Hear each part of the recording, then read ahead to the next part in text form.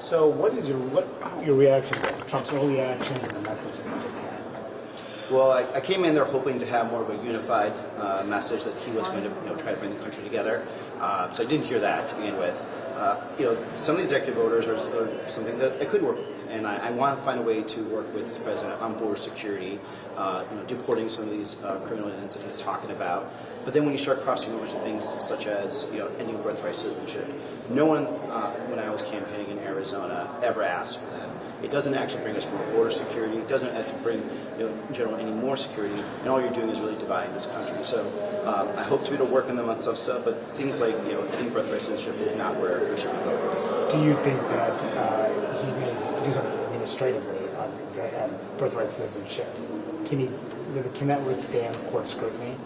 Look, I'm not a lawyer, but of course, if he said he's going to do it, I think he will try to do something through the administrative system, whatever that is.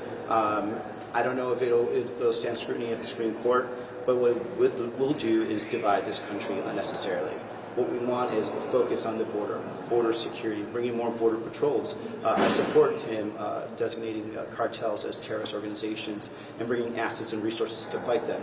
But when you're going down this road and when you're going to change, hundreds of years worth of law and really start again, tearing apart this country by ending birthright citizenship is where we have to draw the line. It sounds like you thought this was a divisive speech. Is that fair?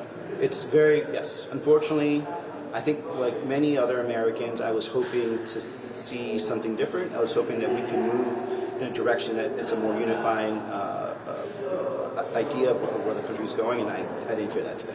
So you're supporting this Lincoln Riley Act that's going to pass tonight. Yep. Some Democrats were critical of this and worried that this would lead to indefinite detention of migrants who are just charged, not even convicted. What do you say to people conservative? Well, look, on the campaign trail, we talked about finding common sense solutions. The Lincoln Riley Act is one of those common sense solutions. It's hard to have indefinite detentions when you're doing ICE detentions anyway. There's just not enough beds. So, we know and we'll have we'll be watching to make sure that there's no abuse of the system. But this is a common sense approach that, we heard about on the campaign trail that people want to see. But are you worried about this running afoul of the Constitution? These folks get charged, not convicted. They could be detained. A lot of times, especially when you're dealing with the undocumented community, they don't have all the same due process rights of citizens.